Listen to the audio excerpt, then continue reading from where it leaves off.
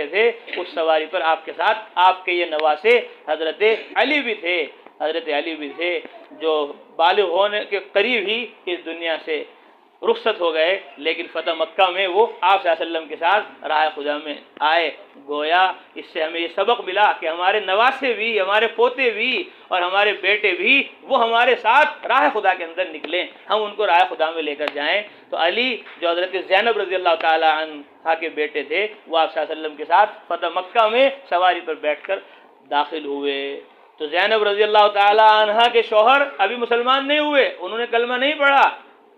یہ سبق ہے کہ تمہارے ذمہ دعوت ہے، تمہارے ذمہ تبلیغ ہے، تمہارے ذمہ ہدایت نہیں ہے۔ ہدایت تو اللہ دیں گے، جب چاہیں گے، جس کو چاہیں گے دیں۔ ہم پریشان ہو جاتے ہیں کہ یہ ابا بات سمجھ نہیں رہے، بھائی بات سمجھ نہیں رہے، بیٹے بات سمجھ نہیں رہے، رشتہ دار دین کی طرف آ نہیں رہے۔ ہم نے تو بڑی کوشش کر لی، بڑی دعوت دے دی، اس کے باوجود بھی لوگ ماننے کو، عمل کرنے کو تیار نہیں۔ بھئی تمہارے ذمہ منوانا نہیں ہے۔ مولانا الیاس صاحب فرماتے تھے ہمارے ذمہ منوانا نہیں، منوانا تو اللہ نے نبی کے ذمہ بھی نہیں رکھا۔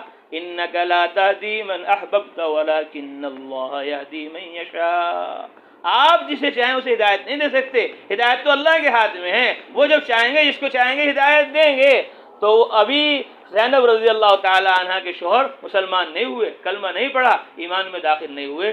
مشرکین نے کہا کہ آپ صلی اللہ علیہ وسلم کی بیٹی کو طلاق دے دو، لیکن انہوں نے طلاق نہیں دی۔ وہ اپنی بیوی سے، آپ صلی اللہ علیہ وسلم کی بیٹی سے بہت محبت کرتے تھے۔ اللہ کے نبی صلی اللہ علیہ وسلم نے ان کی تعریف فرمائی کہ دیکھو وہ کفر پر ہے، شرک پر ہے، اور لوگ اس کو کہہ رہے ہیں محمد صلی اللہ علیہ وسلم کی بیٹی کو طلاق دے دے، لیکن اس نے طلاق نہیں دی، اس نے داماد ہونے کا حق ادا کر دیا۔ وہ اسنا، آپ صلی اللہ علیہ وسلم نے ان کی تعریف فرمائی ان کی اس بات پر۔ یہاں تک کہ غزوہ بدر جب ہوا سن 2 ہجری میں، کفار آئے حملہ کرنے کے لیے مسلمانوں پر، آپ صلی اللہ علیہ وسلم پر، تو یہ بھی ان کے ساتھ شامل ہو کر آ گئے۔ ابو العاص بن ربیع، اور پھر 70 کافر مارے گئے اور 70 کو قید کر لیا گیا، ان میں یہ بھی قید ہو گئے اور آپ صلی اللہ علیہ وسلم کی خدمت میں ان کو لایا گیا۔ پھر بات طے ہوئی مشورے سے کہ ان سے فدیہ لے کر چھوڑ دیا جائے، تو لوگوں نے فدیہ لے کر بھیجا مکہ سے مدینہ۔ تو حضرت زینب رضی اللہ تعالی عنہ جو آپ صلی اللہ علیہ وسلم کی بیٹی تھی، اور ان کے شوہر ابو العاص بن ربیع یہاں قیدی بن کر آ گئے، تو انہوں نے بھی کچھ مال اور ایک ہار دے کر بھیجا اپنے خاوند کو چھڑانے کے لیے۔ اپنے دیور کے ہاتھ وہ آئے اور انہوں نے وہ مال پیش کیا۔ جب وہ مال سامنے آیا رسول اللہ صلی اللہ علیہ وسلم کے، اور آپ صلی اللہ علیہ وسلم نے وہ ہار دیکھا، تو آپ صلی اللہ علیہ وسلم کے اوپر رقت طاری ہو گئی۔ آپ صلی اللہ علیہ وسلم کو حضرت خدیجہ رضی اللہ تعالی عنہ یاد آ گئیں کہ حضرت خدیجہ رضی اللہ تعالی عنہ نے یہ ہار اپنی بیٹی زینب رضی اللہ تعالی عنہ کو ان کی شادی پر دیا تھا۔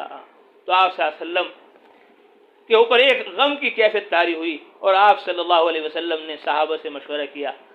آپ کا تو حکم ہے، لیکن آپ صلی اللہ علیہ وسلم نے بتایا کہ نہیں، مشورہ کرنا ہے اور انصاف اور عدل قائم کرنا ہے۔ آپ صلی اللہ علیہ وسلم نے فرمایا دیکھو بھائی، سب سے فدیہ لے کر چھوڑا جا رہا ہے، اگر تم چاہو تو اس کو بغیر فدیے کے چھوڑ دو، تمہیں پتہ ہے اس کا ہمارا کیا تعلق ہے۔ تو صحابہ نے کہا اللہ کے رسول، ہم بخوشی راضی ہیں، ہم تو آپ کے اشاروں پر سب کچھ قربان کرنے والے ہیں، آپ یہ بات کہتے ہیں تو کوئی بات نہیں۔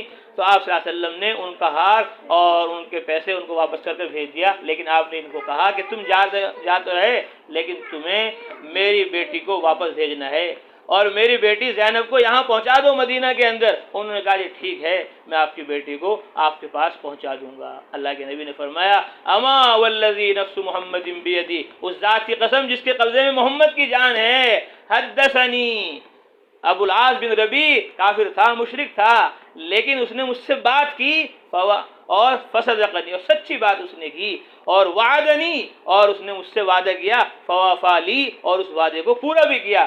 اس نے جاتے ہی اپنی بیوی سے زینب رضی اللہ تعالیٰ عنہ سے کہا کہ تم جاؤ اور مدینہ کے اندر پہنچ جاؤ، اور پھر وہ وہاں سے ان کے نکلنے سے پہلے ہی ملک شام میں روانہ ہو گئے، اور آپ صلی اللہ علیہ وسلم کی بیٹی کو انہوں نے جانے کی اجازت دے دی۔ جب آپ جا رہی تھی ہجرت کے ارادے سے، تو حبار ابن الاسود نے ان کے اوپر حملہ کیا اور ان کو دھکا دیا، وہ ایک پتھر سے گری، حمل سے تھی، حمل ان کا ساقط ہو گیا، اور بہت تکلیف ہوئی، اتنی تکلیف ہوئی کہ اسی تکلیف میں انہوں نے اللہ تبارک و تعالیٰ سے ملاقات کی اور ان کا انتقال ہوا، پھر آپ صلی اللہ علیہ وسلم نے ایک آدمی کو مدینہ منورہ سے بھیجا اور پھر وہ ان کو لے کر آئے۔ اللہ کے نبی صلی اللہ علیہ وسلم نے فرمایا یہ میری بہت محبوب بیٹی ہے، اس نے میری وجہ سے میری خاطر تکلیفیں اٹھائی، میری خاطر اس نے پریشانیاں جھیلی، میری خاطر اس نے مصیبتیں جھیلی، تو آپ صلی اللہ علیہ وسلم کی خاطر آپ کی بیوی نے بھی قربانی دی، آپ صلی اللہ علیہ وسلم کی خاطر آپ کی بیٹی نے بھی قربانیاں دی۔ تو جس طرح آپ صلی اللہ علیہ وسلم کی بیوی اور آپ کی بیٹیاں ازواج مطہرات اور بنات طاہرات جس طرح قربانیاں دے رہی تھی، اس طرح ہمیں بھی قربانی دینی ہے۔ اور علماء نے لکھا کہ یہ ابو العاص بن ربیع ایمان نہیں لائے، اسلام نہیں لائے، لیکن اللہ تعالیٰ کے یہاں ایک وقت مقرر ہے، متعین ہے، کب کس کو ہدایت دینی ہے، کب کس کو سنت کی طرف، شریعت کی طرف، آخرت کی طرف متوجہ کرنا ہے۔ ابھی فتح مکہ ہونے والا تھا، اس سے کچھ دنوں پہلے حضرت ابو العاص بن ربیع جو بعد میں مسلمان ہوئے، زینب رضی اللہ تعالی عنہا کے شوہر، کفار قریش سے مال لے کر، ان کا تجارتی سامان لے کر ملک شام گئے، اور وہاں سے جب واپس آ رہے تھے تو مسلمانوں کی ایک جماعت نے ان کے اوپر حملہ کیا اور ان کا سارا مال اپنے قابو میں لے لیا، یہ بھی ان کے ساتھ تھے، اور یہ ان سے بچ کر، دوسرے لوگ تو قید ہو گئے، اور یہ ان سے بچ کر راتوں رات مدینہ منورہ پہنچ گئے، اور مدینہ منورہ پہنچ کر حضرت زینب رضی اللہ تعالی عنہا کے یہاں پناہ لی، حضرت زینب رضی اللہ تعالیٰ عنہ کے پناہ لی، اور رات میں کسی کو پتہ نہ چلا۔ جب صبح آپ صلی اللہ علیہ وسلم نے فجر کی نماز پڑھائی اور آپ صلی اللہ علیہ وسلم نے جیسے ہی سلام پھیرا تو حضرت زینب رضی اللہ تعالیٰ عنہ نے فوراً کہا ایھا الناس، اے لوگو، قد اجرت ابو العاص بن ربیع، میں نے ابو العاص بن ربیع کو پناہ دے دی ہے، میں نے پناہ دے دی ہے۔ آپ صلی اللہ علیہ وسلم نماز میں ہیں اور صحابہ کی طرف فوراً آپ نے دیکھا، آپ صلی اللہ علیہ وسلم نے فرمایا اما سمعتم، بھئی تم نے سنا کیا کہا زینب نے؟ فواللہ، خدا کی قسم، ما علمت بذالک، مجھے پتہ نہیں کہ رات میں ہی یہ ابو العاص ابن ربیع یہاں آ گیا، حتی سمعتہ کما سمعتم، جیسا تم نے ابھی سنا زینب سے، وہ کہہ رہی ہیں کہ رات میرے خاوند آ گئے یہاں اور میں نے ان کو پناہ دی، تو مجھے پتہ نہیں ان کے رات کے آنے کا، ابھی پتہ چلا جس طرح تمہیں پتہ چلا اسی طرح ابھی پتہ چلا۔ دیکھو بات یہ ہے، جب ادنا مسلمان بھی کوئی کسی کو پناہ دے دے تو سارے مسلمانوں کو پناہ دے دینا اس کو چاہیے۔ تو صحابہ نے کہا جی ٹھیک ہے اللہ کے رسول، ہم نے اس کو پناہ دے دی ہے۔ پھر آپ صلی اللہ علیہ وسلم حضرت زینب رضی اللہ تعالیٰ عنہ کے پاس پہنچے، فرمایا اچھا خوب اکرام کرو، خوب کھلاؤ پلاؤ، لیکن یہ ابھی تمہارا شوہر نہیں ہے، کیونکہ تمہارا دین اور ہے، اس کا دین اور ہے، اور سب اکرام کرو، ابھی تمہارا یہ شوہر نہیں ہے۔ اور انہوں نے کہا اللہ کے رسول صلی اللہ علیہ وسلم یہ تو اپنا مال لینے آیا ہے، جو مال وہاں صحابہ کی جماعت نے اپنے قابو میں لے لیا وہ مال لینے آیا۔ اللہ کے نبی صلی اللہ علیہ وسلم نے اس جماعت کو جمع کیا جو جماعت وہاں گئی تھی زید رضی اللہ تعالی عنہ کی عمارت میں، کہا بھائی دیکھو وہ مال جو تم نے اس کا لیا ہے وہ تمہارا ہے، کہ اللہ نے تمہیں مال غنیمت عطا فرما دیا، تم اس مال کے مالک ہو، اور تم جانتے ہو یہ ہمارا رشتہ دار ہے، اگر تم چاہو تو اس کا مال اس کو واپس کر دو۔ یہ آپ صلی اللہ علیہ وسلم کے اخلاق ہیں، اور یہ آپ صلی اللہ علیہ وسلم کا اکرام ہے، انصاف ہے۔ آپ حکم دیتے تو آپ کا حکم ماننا تھا، لیکن صحابہ کو بطور مشورے کے کہا کہ دیکھو اگر تم چاہو دے دو، ہم تمہیں مجبور نہیں کریں گے اس پر۔ انہوں نے کہا اللہ کے رسول صلی اللہ علیہ وسلم ہمارا تو سب کچھ آپ کے لیے ہے، ہم اس کو اس کا مال دے دیتے ہیں۔ تو انہوں نے مال لیا اور مال لے کر مکۃ المکرمہ پہنچ گئے، اور مکۃ المکرمہ پہنچ کر چونکہ وہ لوگوں کا مال تھا، تجارت کے لیے، بزنس کے لیے لے کر گئے تھے، وہ سب کو سب کا مال لوٹا دیا، اور سب کو سب کا مال لوٹا کر کہا اشہد ان لا الہ الا اللہ واشہد ان محمد رسول اللہ۔ وہیں انہوں نے کلمہ پڑھا مکۃ المکرمہ میں۔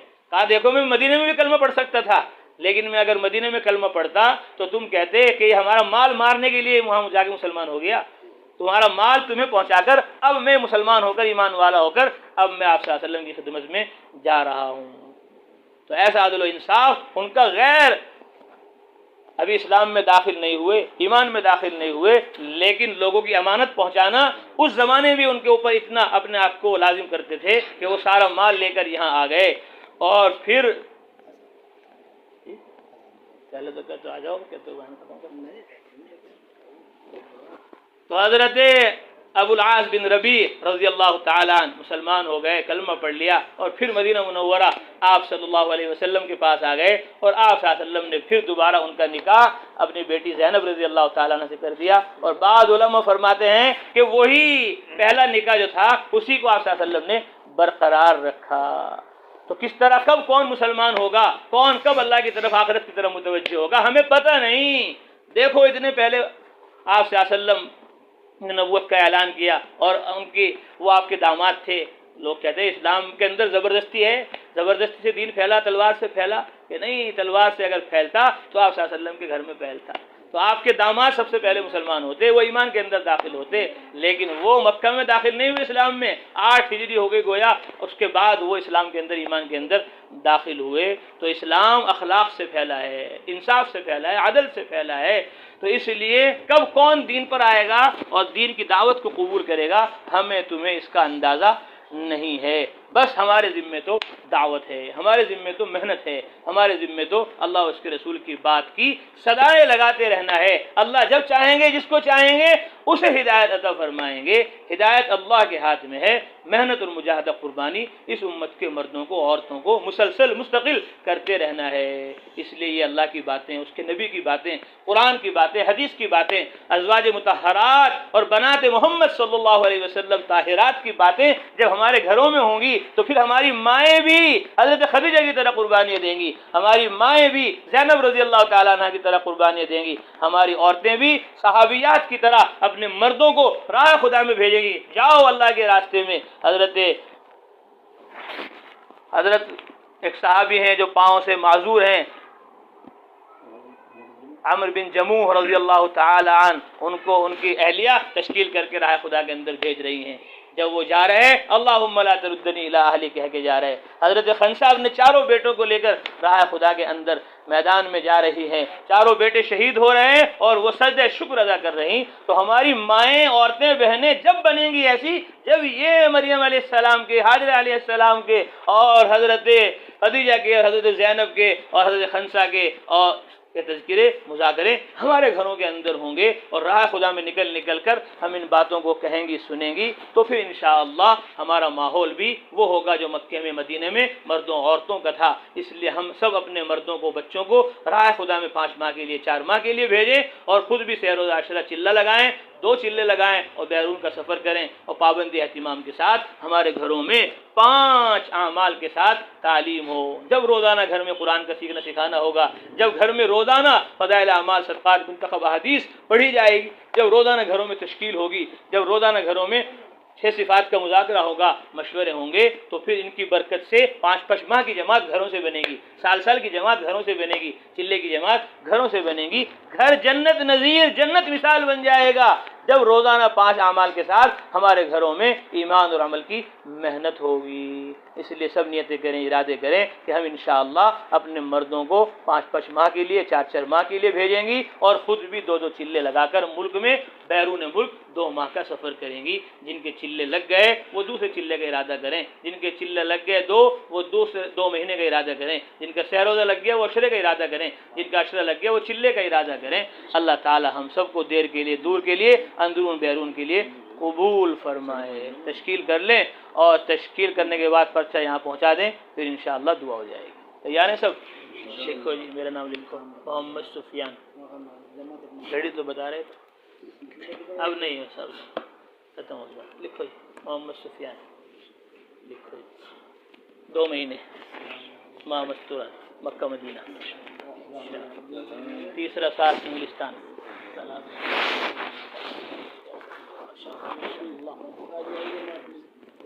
ماشاء اللہ، اللہ قبول فرمائے.